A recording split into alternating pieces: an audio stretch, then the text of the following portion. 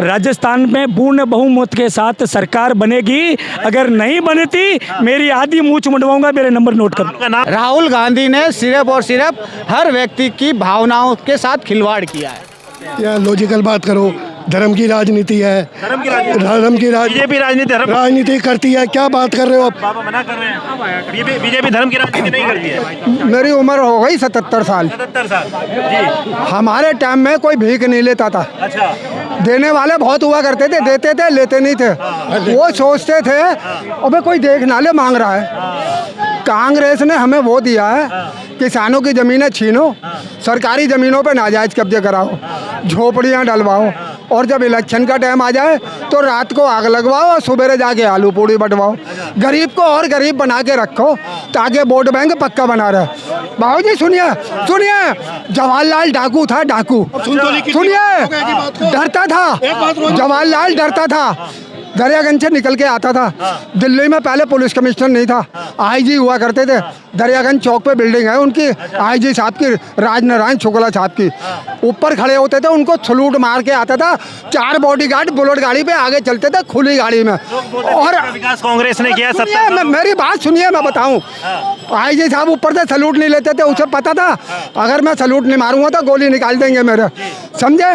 हमारे को अंग्रेजों ने खाने कमाने के लिए लाइसेंस दिए थे, पकड़ के।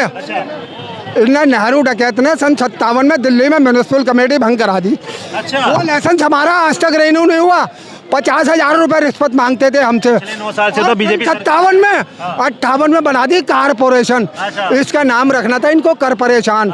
ये गोलगप्पे वालों का तो आटा खा गए। रखना था कर परेशान।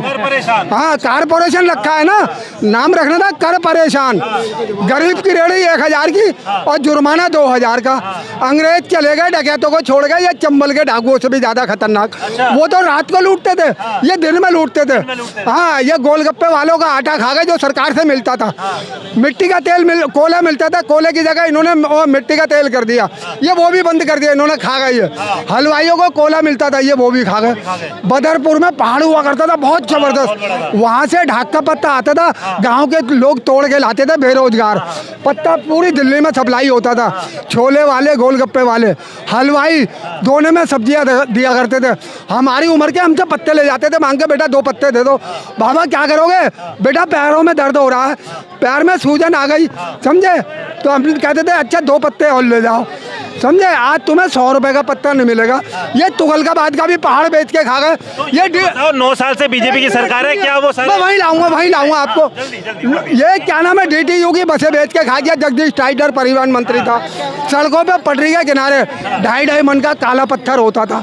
ये सर बहुत इनका जवाब, मैं इनका जवाब देता हूँ। एक लॉजिकल बात, पूरी चीज मत बोला करो एक शॉर्टकट में जो अब मैं कहूँ कि हमारे बाप दादा पाकिस्तान में करोड़ोंपति थे, आज यहाँ भिखारी हैं, तो मैं पीछे को नहीं जाऊँगा। मैं वर्तमान में देखूंगा।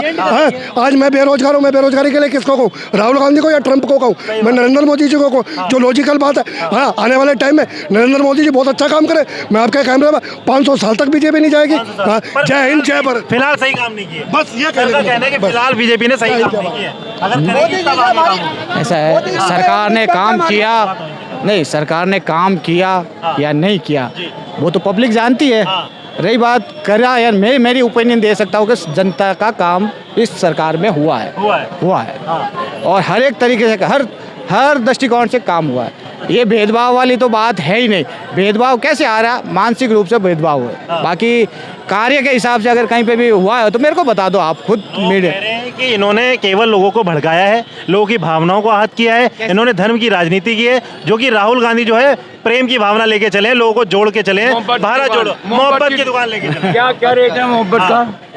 मोहब्बत का रेट कर्नाटक में मिल चुका है ना। नहीं, रेट तो होगा, दुकान खोली है तो। कर्नाटक में जीत, मतलब उनका एक ही जुमला फेल। मोहब्बत तो बिक ही नहीं सकती और उसकी दुकान खोल के बैठे हैं वो। अब उनकी बात, आप मोहब्बत की दुकान कहते हो या वो हर चीज़ का मोल लगाते हैं, वो है ना, हर व्यक्ति की भावनाओं का मोल लगाते हैं। ये हमेशा ध्यान रखना। राहुल गांधी ने सिर्फ और सिर्फ हर व्यक्ति की भावनाओं के साथ खिलवाड़ किया है।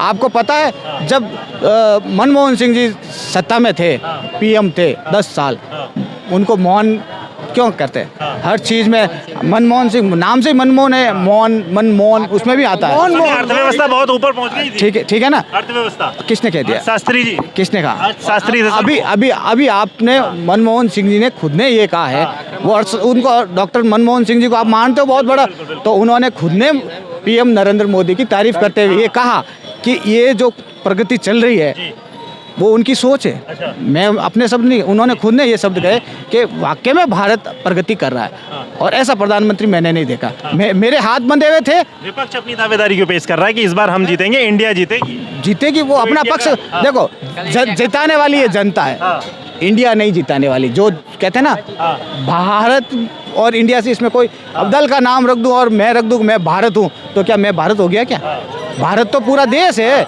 इंडिया वो एक मारवाड़ी में एक कहावत है, एक राजस्थानी में एक कहावत है, क्या एक राजस्थानी में एक कहावत है, क्या छोरी ठाकर मैंने गांव वाला कई जन काम आए। गांव वाले सारे कहेंगे ना तब मैं ठाकर गांव का हूँगा। एक व्यक्ति ये कह दूँ मैं तो इस गांव का ठाकर हूँ, मैं ही हूँ, तो होता है क्या ये? सर आपने क्या कहा? अभी कुछ बोला था अभी आपने। मैंने ये कहा सर, आप ऐसे तो कहते हैं हम इंडिया जो भी ये ग्रुप ये जो भी ये दल इकट्ठे होके हैं सारे हैं, चलो कम से कम इनको एक तो कर दिया मोदी ने।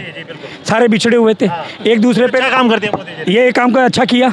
सारे मिले हुए थे, सब बिछड़े हुए थे। नीतीश कुमार जी लालू जी पे आरोप लगाते थे, लालू जी नीतीश कुमार पे।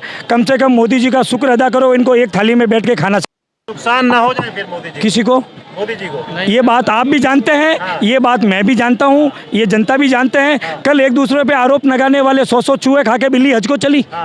ऐसे नहीं होगा। कांग्रेस का ये कहना है कि जब ये इंडिया अलायंस नहीं बना था तब हमने कर्नाटक जीत लिया था। अभी तो आपका मध्य प्रदेश, राजस्थान और भी जो चुनाव होने जा रहे हैं उससे पहले हम बता देंगे हम क्या है। ऐसा है जी, समय का इंतजार करें, धीरे धीरे चल मना, धीरे सब कुछ होए।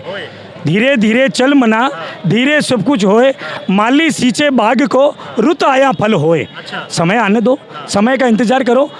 मेरे नंबर लिख लो। राजस्थान में पूर्ण बहुमत के साथ सरकार बनेगी। अगर नहीं बनती मेरी आधी मूंछ मुंडवाऊंगा। मेरे नंबर नोट कर लो। आपका नाम बता दीजिए। जितेंद्र सिंह राजपुरोहित।